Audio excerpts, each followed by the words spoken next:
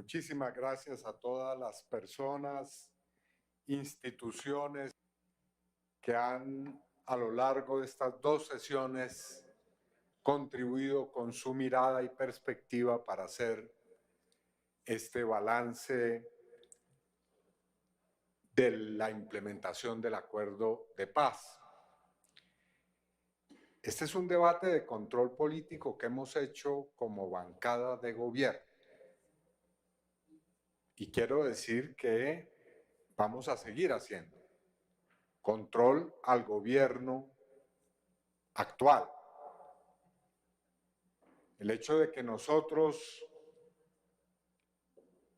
ejerzamos hoy en este Congreso como bancada mayoritaria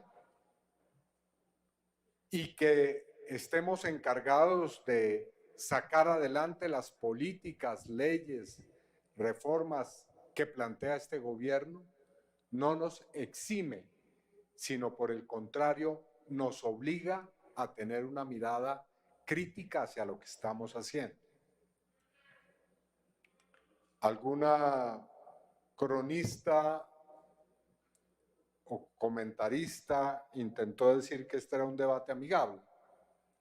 No, es un debate de control en el cual hemos pasado revista a los aciertos, las debilidades, las equivocaciones, los desaciertos que ha tenido el gobierno.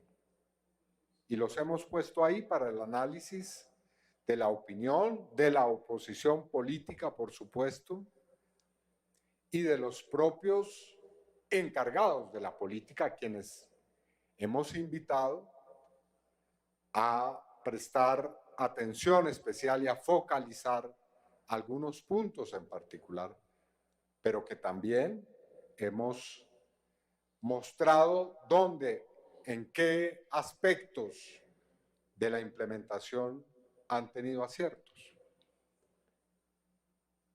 Y yo creo que lo primero es decir que el proceso y el acuerdo de paz son un patrimonio de la sociedad colombiana, que no podemos permitir, que no podemos dejar que pueda ser de alguna manera afectado, limitado,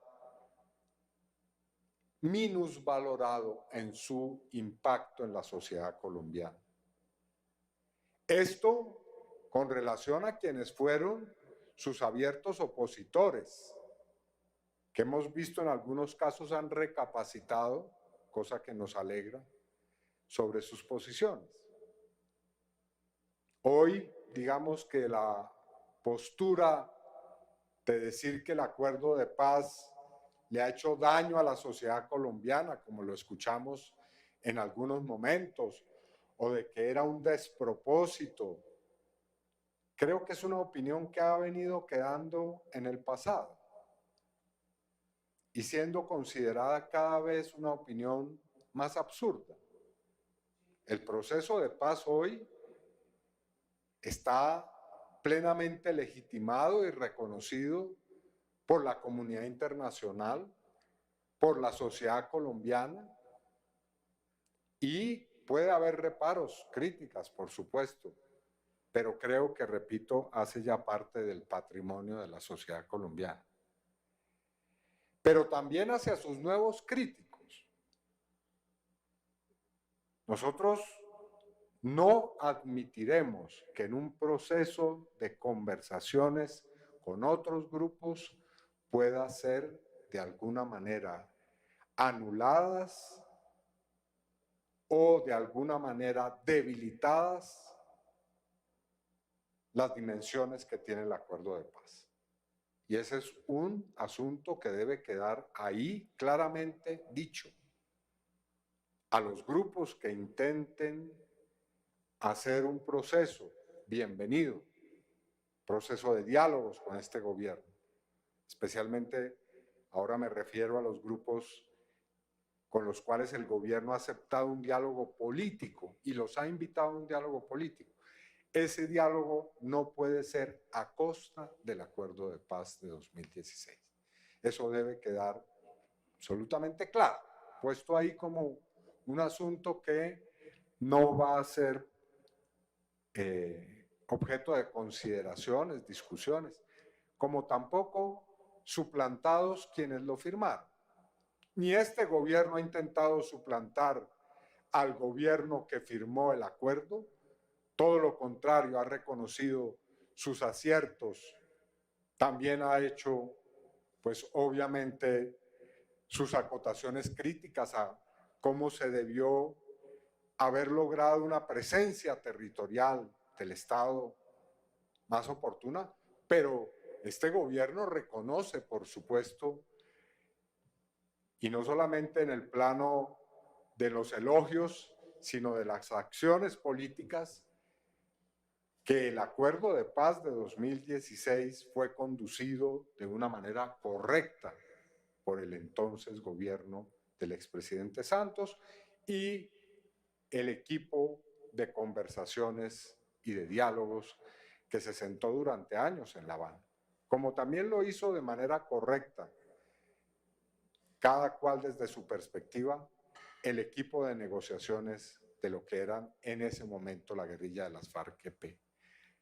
Así que no hay intentos de suplantación e invitamos a que no se intente suplantar tampoco a la otra parte.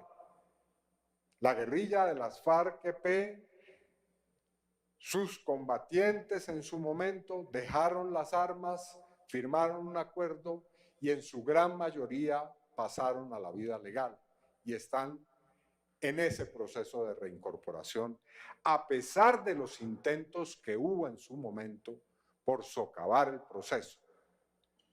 Y sí es necesario esclarecer a fondo lo que ocurrió con los llamados entrampamientos contra ese proceso, que no solamente se hicieron contra excombatientes y firmantes de paz, sino también contra instituciones del acuerdo de paz.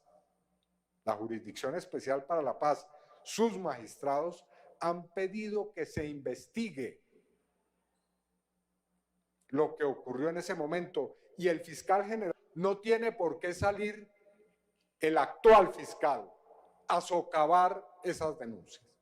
Quiero aquí dejar muy en claro que al fiscal Barbosa, que es tan vehemente en otros terrenos, quisiéramos verlo impulsando investigaciones sobre hechos tan graves como este. Como también sobre los fondos para la paz. Están de fiesta quienes se robaron los recursos de la paz, porque no hay investigaciones que nos den certeza de cuáles son las responsabilidades y los responsables de estos asuntos. Señor fiscal, aprovecho esta oportunidad para decírselo claramente, investigue, cumpla y no haga política. Más bien dedíquese a lo que tiene que hacer, es entregar resultados en esta delicada materia. No es posible que los recursos de los colombianos que se invierten en acabar la guerra se los hayan robado o malversado y que no escuchemos de su parte ninguna conclusión en materia penal en esta materia. Eso es gravísimo. Como también la señora procuradora. Ese mensaje también se lo dirijo muy respetuosamente a ella, que es tan diligente en otras causas, pero en esta no le vemos resultados. Entonces, allí hay una voluntad muy clara, allí hay un reconocimiento fundamental y allí hay una, como se dijo aquí, se ha dicho y se ha repetido, un fundamento esencial para construir la paz total. Y me referiré a un último aspecto. El presidente Petro lo ha dicho claramente, esta tarea inmensa, ya no me refiero a la paz total en su conjunto, sino solamente a la implementación del acuerdo. El realizar exitosamente una reforma rural, el llegar a los municipios que han sido considerados, no todos lamentablemente en Colombia, pero algunos de ellos como escenarios muy graves de conflicto armado. El intentar una política distinta frente al narcotráfico, el cumplir con las víctimas de todos los crímenes que se cometieron, el llevar a la práctica los resultados de la Comisión de Esclarecimiento, son tareas inmensas. Solo esas, no hablemos de los otros asuntos, proceso con el ELN, con otros grupos, la ley de sometimiento. Y solamente ese aspecto ya requiere un acuerdo nacional. El presidente Petro ha dicho que solamente con relación a la reforma rural integral y a la indemnización de las víctimas, solamente con relación a esos dos asuntos, ya requeriríamos un acuerdo de todas las fuerzas políticas. ¿Qué decir con relación a todos los demás? A construir una economía que sustituya las economías ilícitas hoy. Es inmensa tarea. Así que es evidente que el fundamento también, al lado del acuerdo de paz y de su implementación, es el acuerdo político y social de carácter nacional, el acuerdo que reconcilia a los colombianos.